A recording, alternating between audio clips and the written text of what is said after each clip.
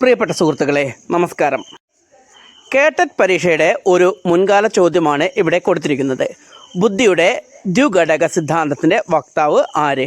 നോക്കൂ, ഈ ബുദ്ധി എന്ന മേഖലയിൽ നിന്നും എല്ലാ പരീക്ഷകളും കൃത്യമായി 2, 3, 4 ചോദ്യങ്ങൾ ചോദിക്കുന്നുണ്ട്. അപ്പോൾ അതിലൊന്നാണ് ഈ ദ്വിഘടക സിദ്ധാന്തം. നമുക്ക് ഈ ഭാഗത്ത് നിന്ന് വരുന്ന എല്ലാ ചോദ്യങ്ങളും വളരെ വ്യക്തമായി ഇപ്പോൾ പഠിക്കാം. ഓക്കെ, തുടങ്ങല്ലേ. ഈ ചിത്രത്തിൽ കാണുന്ന ആൾ ആരാന്ന് മനസ്സിലായോ? ഇദ്ദേഹമാണ് ചാൾസ് സ്പിയർമാൻ. ഇദ്ദേഹമാണ് ബുദ്ധിയുടെ ദ്വിഘടക സിദ്ധാന്തത്തിൻ്റെ വക്താവ്. ബുദ്ധിക്ക് 2 ഘടകം ഉണ്ട് എന്ന് പറയുന്ന ദ്വിഘടക സിദ്ധാന്തം ആവിഷ്കരിച്ചതാരാ? Charles sphere. മറക്കണ്ട. അപ്പോൾ ഒന്നാമത്തെ ചോദ്യം ഇതാണ്, ദ്വിഘടക സിദ്ധാന്തം ആരാണ്? Charles Spearman. 2 factor theory, Charles Spearman. അപ്പോൾ എന്താണ് ദ്വിഘടക സിദ്ധാന്തം നോക്കാം. ഈ ചിത്രത്തിൽ കാണുന്ന ആരാണ്? നമ്മുടെ മലയാളികളുടെ സ്വകാര്യ അഹങ്കാരമായ യേശുദാസാണ്. യേശുദാസിനെ പറ്റി നമുക്ക് ചിന്തിക്കാം.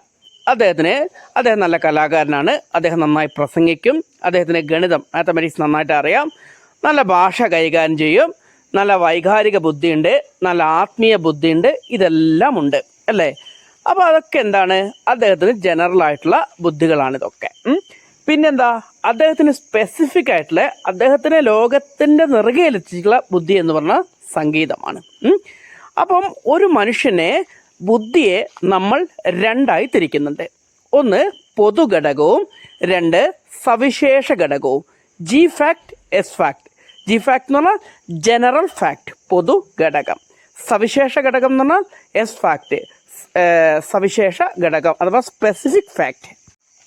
അതായത് ഒരു മനുഷ്യന് ജന്മസിദ്ധമായ അനേകം കഴിവുകളുണ്ട്. കല, സംഗീതം, പ്രസംഗം, ഗണിതം, ഭാഷ, വൈകാരികം, ആത്മീയം, സംഗീതം മുതലായ അനേകം ജന്മസിദ്ധമായ കഴിവുകൾ ഓരോ മനുഷ്യർക്കും ഉണ്ടാകും. അതിനെയാണ് അവരുടെ പൊതുഘടകം അഥവാ ജനറൽ ഫാക്ട് അഥവാ ജി ഫാക്ട് എന്ന് വിളിക്കുന്നത്. ഇതിൽ നമുക്ക് ഏറ്റവും പ്രകടമായ 1, 2 കാര്യങ്ങളെ മാത്രം എടുത്ത് അതിന് കൃത്യമായ ശാസ്ത്രീയമായ പരിശീലനത്തിലൂടെ നമ്മൾ ലോകത്തിൻ്റെ നെറുകയിലെത്തുന്നു. ആ ഒരു 1, 2 കഴിവുകളുടെ പേരിലായിരിക്കും പിന്നീട് ലോകത്ത് നമ്മൾ അറിയപ്പെടുന്നത്. ആ സവിശേഷമായ കഴിവുണ്ട്. അതിനെയാണ് സവിശേഷ ഘടകം അല്ലെങ്കിൽ സ്പെസിഫിക് ഫാക്ട്, എസ് ഫാക്ട് എന്ന് വിളിക്കുന്നത്. നോക്കൂ, യേശുദാസിൻ്റെ ഉദാഹരണം പറഞ്ഞാൽ അദ്ദേഹത്തിൻ്റെ സവിശേഷ ഘടകം എന്ന് പറഞ്ഞാൽ എന്താണ്? അത് സംഗീതമാണ് അല്ലേ? സച്ചിൻ ടെണ്ടുൽക്കറിനെ ക്രിക്കറ്റ് കളിയാണ് സവിശേഷ ഘടകം അല്ലേ? അങ്ങനെ ഓരോരുത്തരെയും ലോക പ്രശസ്തരാകുന്ന അല്ലെങ്കിൽ ഉയരങ്ങളിലേക്ക് എത്തിക്കുന്നത് അവരുടെ എന്ത് ഘടകമാണ്? സവിശേഷ ഘടകം. അപ്പോൾ ഈ സവിശേഷ ഘടകവും പൊതുഘടകവും ചേർന്നാണ് ബുദ്ധി എന്ന് പറയുന്നത്. ഓക്കെ, അപ്പോൾ മനസ്സിലാക്കുക, ഇതിന് പരീക്ഷയ്ക്ക് വരുന്ന ചോദ്യങ്ങൾ ഇതൊക്കെയാണ്. പൊതുഘടകം എന്ന് പറഞ്ഞാൽ അത് ജന്മസിദ്ധമായ കഴിവാണ് അല്ലേ? ഓർക്കാം, ജനറൽ ഫാക്ട്, ജന്മസിദ്ധമായ കഴിവാണ്.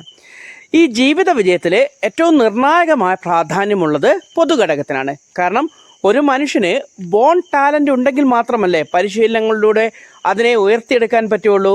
അപ്പം പൊതുഘടകം എത്രമേൽ ശക്തമാണോ അത്രമേൽ ജീവിത വിജയം നേടുവാനും കഴിയും. സവിശേഷ ഘടകം എന്ന് പറഞ്ഞാൽ അത് കഠിനാധ്വാനത്തിലൂടെ അല്ലെങ്കിൽ പരിശീലനത്തിലൂടെ ഒക്കെ ഉയർത്തിയെടുക്കാൻ കഴിയുന്ന ഒന്നാണ് സവിശേഷ ഘടകം. മനസ്സിലാക്കുക. അപ്പോൾ എന്തെങ്കിലും സംശയം ഉണ്ടെങ്കിൽ കമൻറ്റ് ചെയ്യുക, മനസ്സിലാക്കി പഠിക്കുക. ഞാൻ പറഞ്ഞല്ലോ, നിരന്തരം പരീക്ഷകൾക്ക് വരുന്നൊരു ഭാഗമാണിതൊക്കെ. ഓക്കെ, എല്ലാവർക്കും നന്ദി. Bye, take care.